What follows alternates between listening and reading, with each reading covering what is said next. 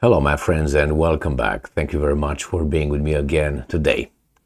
I think that Ukrainian military offensive is over. They have been at it for the past 2 months, and no significant news, successful news coming from the front, even by Ukrainian standards. Even the Westerners are starting to say, hey, maybe we should take our toys and get plan D, because they already used plan A, B, C. So now they are at plan D, as the Russians are probably at plan B. The plan A was, we're going to just go over there. NATO will not put all its force against us. Well, they did, so now they're at plan B. So what's going on here? Here is an article that tells us that actually the Russians comes from the American Reuters news media agency, telling us that the Russians actually are successful in their offensive, or at least they advance in the Kupiansk area. And I will show you a map and I will show you the article. So let's start with the article first. As I said, it comes from Telegraph. I'm sorry. When did I see it on Reuters? Russia says it has advanced 3 kilometers in northeast Ukraine. So this is from yesterday, actually, August 7th, 2023. Russia claimed its troops have advanced 3 kilometers, 2 miles along the Kupiansk front in northeastern Ukraine. So let's see where that is. Kupiansk, this is the map of Ukraine. This is where the hostilities occur. This is what Russia has now. So Kupiansk is right here in the east by Kharkiv Oblast. So we go right here. This is Kupiansk. So this is the direction where, it's been like this for a while. The Russians show this, they advanced here, but it seems like they advanced even more according to the Russians. Here is Kupiansk right here. And see how close this is. I'm talking about going to the west. They even got all this road. Now we're going to find out in time if this road will have more, whatever this color is, red color, whatever it is, it's going to move more this way. All right, so let's go back to the article. But let me show you again. This is where the Russians claim they advance. And the Ukrainians don't do much here, and especially here in these two directions, Berdyansk direction here and Melitopol. These are where the Ukrainians tried, and I think it's all dead, the counteroffensive. So, the Russian Defense Ministry said that it had, quote-unquote, improved its standing along the front line in the last 3 days and continued to repel Ukrainian counterattacks. And I'm quoting, over the past 3 days, the advance of Russian troops amounts to 11 kilometers along the front and more than 3 kilometers deep into the enemy's defense, the ministry said.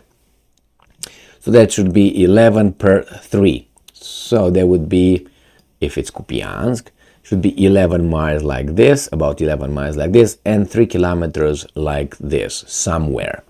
We're going to find in time. The city of Kupiansk and surrounding parts of Ukraine's Kharkiv region were liberated by Ukrainian forces last September when the Russians retreated. But Russia has been pushing to claw back such territory of late. Ukraine's Deputy Defense Minister Hanna Maliar said on Monday that fighting along the Kupiansk front line was probably the hottest in the war. So it's not your counteroffensive, Miss Maliar. The Russians, and I'm quoting, want to return the territories they lost in the region, she said in a YouTube address. I don't think they want to get the territories back. I think they want to achieve what they said they want to achieve. The 4 points. So, this is according to the Russians via the Telegraph. Obviously, the Telegraph just picked the communique of the Russian Defense Ministry, and is what the Russians reported. Well, the same with the Ukrainians. They report all kind of things. The idea here is the Telegraph took that information and brought us to us. So it was not the Russians saying it. They say it over there, but the Westerners would not hear it from a Western media outlet unless these guys pick up the story and they promote it, which they did. That's very strange. Why strange? Due to my experience and probably your experience with the mass media, you know they pick and choose what they will promote and what they are not supposed to promote. In this case, they promoted the statement based on alleged facts that the Russians are advancing. They would not do that. Why? They want to give the illusion, and if you think that they don't have the illusion that the Ukrainians are all winning, the Russians are all losing somehow. But it seems like there's a lot of information coming from the front where the Ukrainians are not doing a great job with all the support. Ukrainians, not Ukrainians, NATO, with the support against the Russians. And the Russians held them back and advanced. The Ukrainian counteroffensive, the NATO counteroffensive in Ukraine, I think is stopped. It was unsuccessful from the first 3 days. Nothing happened.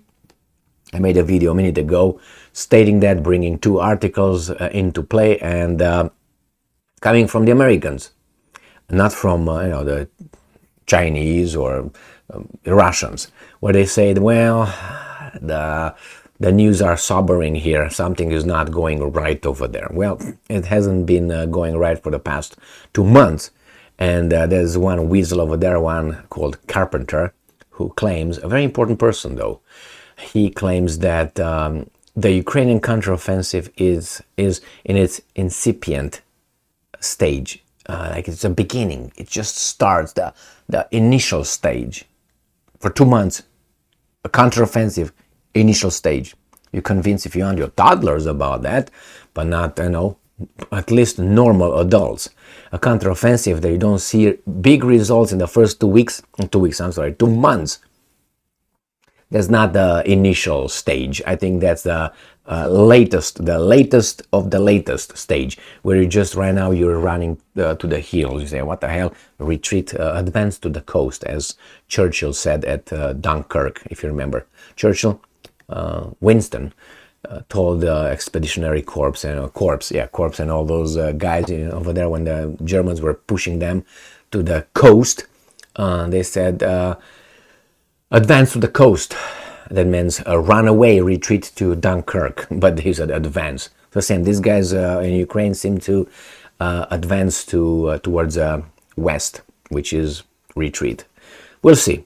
The problem is, I think it was a failure, the counteroffensive. So far, it could be not over, but the counteroffensive has the idea that you will break through in a, acceptable period of time. And I think the period of time acceptable, it's not 2 weeks.